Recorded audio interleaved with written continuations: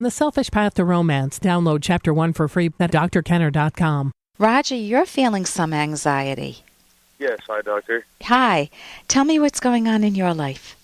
Well, as I told your call screener there, I don't really know the exact words to use to describe the situation. Just real, I guess, social anxiety, just like the guy from the short ad there. Okay. Just basically an impossible situation to meet people. Like I said, I'm gay. Okay. And basically kind of a repeat every single time I try and meet somebody. I meet somebody through my group of friends or through my work. You know, I like them, but there's just no way to, take that any further. I have two options. I can either lose a friend or say nothing. So I just prefer to say nothing. Okay, so your coping strategy is avoidance, right? Basically.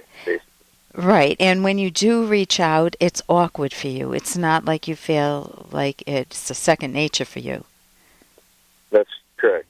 So you would like to meet more people at work or, as you said, through friends and be able to obviously overcome the social anxiety and to make some friends?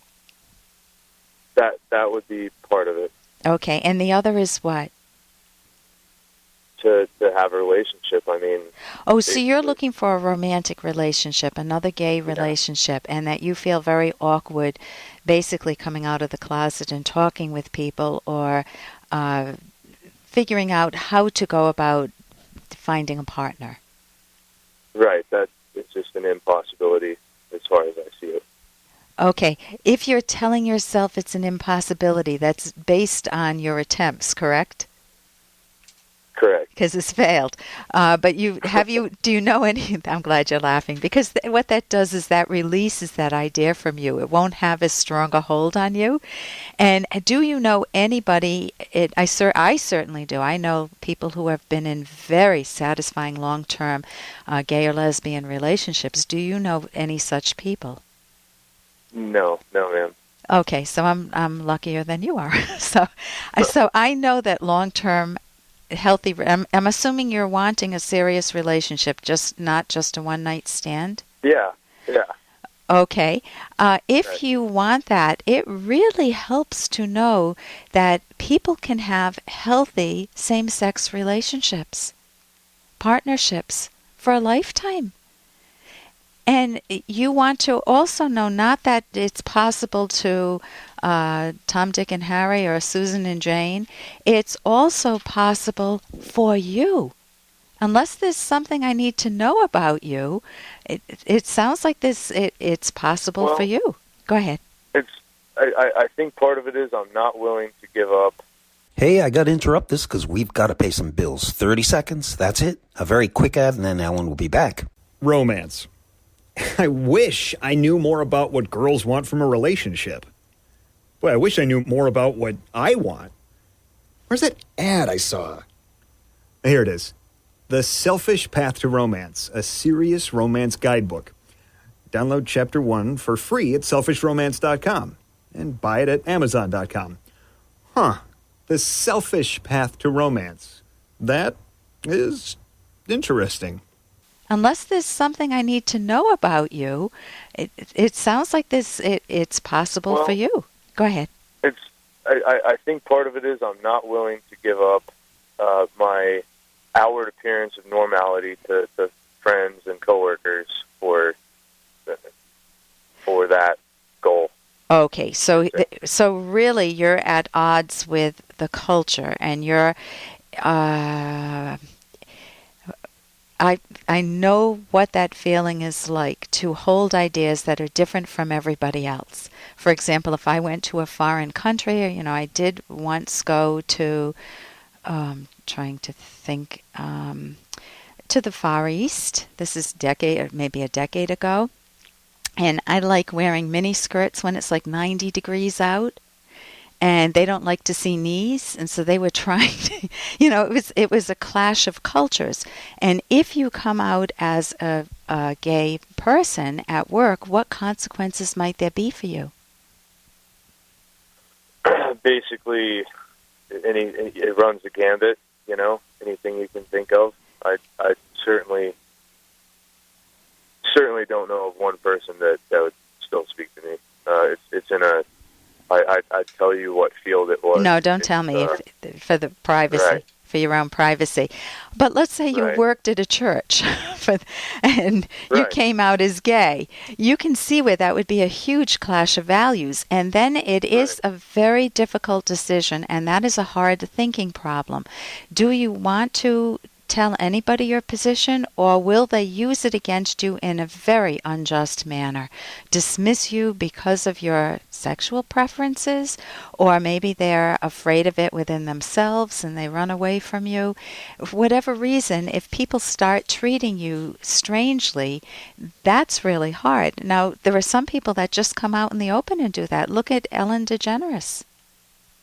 Right, and her situation is a little different. She has a television show, millions of dollars, and has multiple companies that she owns. I don't think she would lack for friends. So I hope that she hasn't.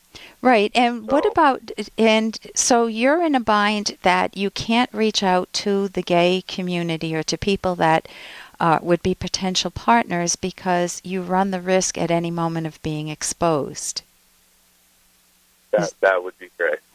So that's a huge decision, and it would be awful for you to deprive yourself of a romantic life. So what I would recommend is, you don't have a lot of options with your job. This is your career, this is your chosen field, this is where you want to work, or is it a temporary job? No, this is most likely a career. So. Okay, so if you're in a career, what you want to do is try to keep the two worlds, either come out just openly and don't apologize. You don't have to come out and tell everybody, but if they find out, it's no big deal. You just don't broadcast it. You don't, you might not, if you don't want to bring the two worlds together, I know people who don't bring their partners to some events, as sad as that is, but they value their, they don't want to fight the battle in their life, but you can still have a private life. It is going to be harder to meet people because what if your partner wants to come out in the open? That's another issue. What if they want you to be an activist? So you still can do the shopping, and I don't mean that in a crude way because I think of it. Do you know I wrote a book on romance with Dr. Ed Locke? I'm not sure if you're aware of that. I did not know that. Oh, you can go to the website. It's got an intriguing name. It's called The Selfish Path to Romance: How to Love with Passion and Reason. And it's by myself, Ellen Kenner, and Ed Locke. And you can go to the website, drkenner.com. What I recommend for you is writing down all of the benefits of both of your values, the dating and the conflict that you're having. I don't see it as social anxiety. I see it as a cultural difficulty that you're having, a realistic one. And then you need to weigh those values and figure out a strategy that works for you so you can possibly have both values. Listen, I thank you so much for your call, and if you hold on, I'll talk with you during the break. And here's a little more from Dr. Kenner. I can't stand people. I hate them. Oh, yeah? You hate them? No, but I seem to feel better when they're not around. Hey, barkeep, 2 scotch and waters. Like, what do you do? I drink. And do you think that person hates people, or do you think that person is running their whole life from whom? From themselves? And it's very possible that there could have been abusive people in that person's life. That's a drop from, what is it, Barfly? Barfly. Could there have been abusive people in that person's life? Of course there could have been. Could there have been difficulties within that person, which is what I was suggesting earlier? Yes, there could have been. And many times when people turn to alcohol to drown out their feelings, to really deaden their emotions because they don't want to feel the negative emotions, they don't want to feel any negative, they use it more, they're running away from themselves. They use it more as a, I don't like this term, but a social lubricant. They're running away from themselves, and we all know the outcome. It's not a solution. If you want good solutions, you want to look at your ideas about people. You want to look at them. Are you feeling like you would be happier with your pets and not with people because you're just afraid of people, or because you've been hurt by them, or because you hate them on some level? You don't want to go through life like that. For more Dr. Kenner podcast, go to drkenner.com and please listen to this ad. Here's an excerpt from The Selfish Path to Romance, the Serious Romance Guidebook by clinical psychologist Dr. Ellen Kenner and Dr. Edwin Locke. In deciding whether to forgive your partner for a major injustice, consider how good is your current relationship? Are you both still committed to it? For example, in the case of adultery, is the adultery a long-term pattern or a one-time event? Is your partner willing to do what's necessary to rebuild trust over time? Are the factors that caused your partner to commit adultery changeable? How deeply hurt are you emotionally? Finally, if you conclude that you cannot forgive, realize that you will not be able to have a warm and loving relationship. Such a realization is often a prelude to separation or divorce. You can download Chapter 1 for free by going to drkenner.com, and you can buy The Selfish Path to Romance at amazon.com.